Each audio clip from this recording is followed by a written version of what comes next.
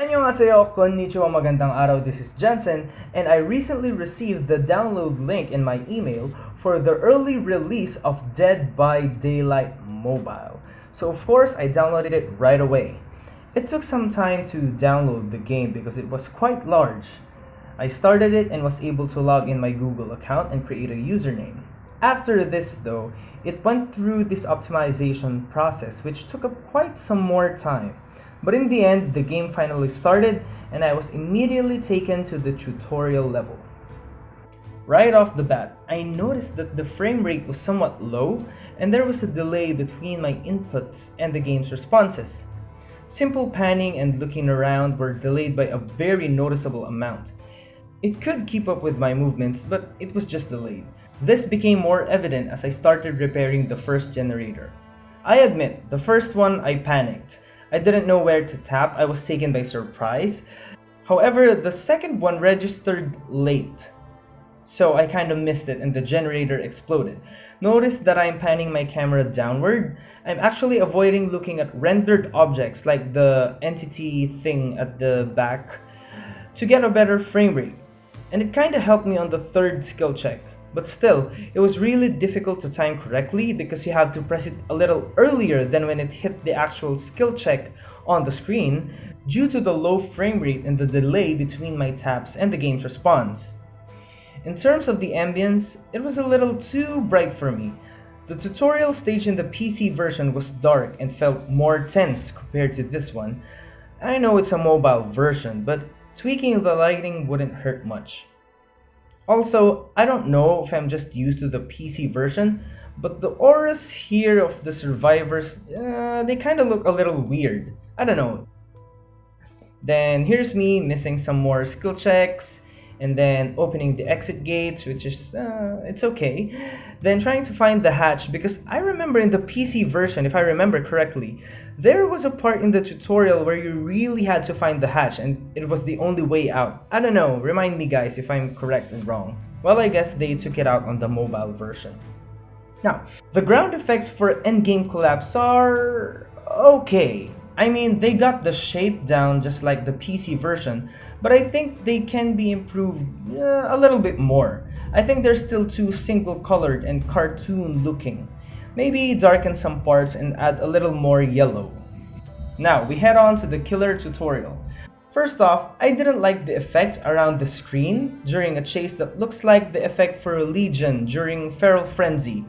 I don't hate the effect, but I just don't like it being on every killer, every single chase. Now, I don't know if it will be on all killers, but since they showed it in the tutorial, I figured that that's how it's gonna be. And again here, you could see the delay between my swipes and the actual camera pans. Maybe this would get improved in the future, hopefully, because it's really detrimental to the experience of the game.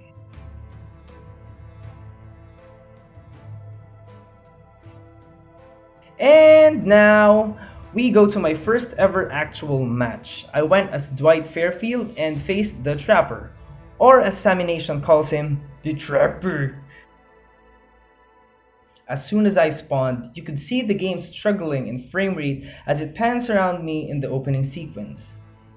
But anyway, I push on and start out on my first ever match. As I get chased, I kinda struggle with the controls. Maybe I'm still used to the keyboard and mouse and not the joystick-like controls on the mobile version. I even run into a pallet and the boxes and pretty much everything. And I also realized here that the Feral Frenzy Legion thingy chase effect is also on survivors when getting chased. I don't know, I think the effect makes the game look more like an action game rather than a horror thriller game. And as I get down here, given that there were 3 of us on the screen, the game further struggles with the frame rate, dropping to a near constant 15 frames per second, even though I set my phone to record at 60 frames per second. I even checked the properties of the output file, and it says there that it's 15 frames per second. And Meg unhooks me in front of the killer, which is probably the worst thing to do. Ugh. Oh wait, oh, I see she has borrowed time. Oh, in that case, thank you.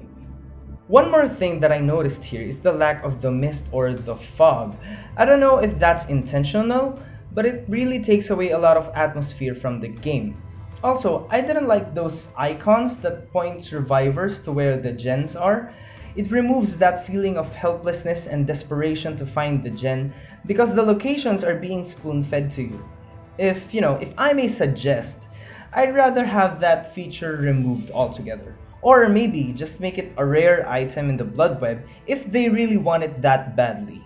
Now, there were some bugs in the game, as expected, of course, because it's still in the early access phase, no harm there. One thing was this flashing tile in front of me as I was doing a gen, but that's a little common even in the PC version of Dead by Daylight. I remember having this problem in the Badham preschool map. Somewhere over the end near the trash bins, the tile was just flashing frantically violet and stuff like that. Another bug that I experienced while I was playing was when I was trying to heal this Meg, the prompt for healing wasn't showing up. I thought that she was broken, but she didn't have the broken status effect on her icon up on the left. I thought it was just because we were in front of a pallet and it was starting a conflict, but even after leaving the pallet, I still couldn't heal her. So I'm pretty sure that this is a bug.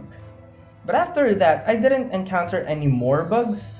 Frankly, because I got killed, because I got chased down, because I'm just not used to the joystick controls. Anyway, I get killed and sacrificed, and the game ends for me. And we get to the end screen, and it looks quite decent. I get that it's toned down because it's a mobile version, but still, it looks quite the same, and the overall look is quite the same, which is a good point for the developers. And quite honestly, I didn't expect to get an iridescent and gold rating for my performance. Wow, for a first game, that's actually really nice, and I feel happy, even though I pretty much got chased so quickly. And then we go back to the home screen, where again you can see the sufferings in the frame rate. Again, this is just the home screen, the beginning screen. Now, I'm loving where the game is going. It looks like a promising start. But the problem with the frame rate and the delayed response times are just right in your face and you just can't ignore it. I hope the devs focus on this more first before they start tackling on other content and stuff, because it really affects the gameplay badly. And may I also say that I was playing on a gaming phone, so it wasn't my phone to blame. It easily handles HD games at usually high frame rates, and I never encounter any problems at all, just at this game. But on the good side of things, it presented the original game's atmosphere and ambience well. Though I didn't like the lack of fog and the game being too brightly lit, everything else felt nice. The props, the walls, the gens, the palettes, and even the sounds were spot on. The arc style of the skill checks were good and well thought of, but I noticed that there's a small timer on the right side just before a skill check starts. It's not really much of a problem, but I was just kind of wondering how a 5-token Huntress Lullaby would affect the said timer. Just a little thought of mine. Overall, the game's current state is quite decent, but I'm staying away from it as of now. Again, because of the glaring problem that I've stated over and over again, but it's off to a promising start. And to be honest, I can't wait for the devs to fix things up and further improve the game and release some more fixes and patches soon up until we get to the actual official release. So that's it for this video. That's my experience first time playing Dead by Daylight Mobile. Maybe you could download it on your phone. It's available on Android. Give it a try and maybe compare your experience with mine. I hope you enjoyed and I'll see you again soon. Ciao gayo, mata aimashou.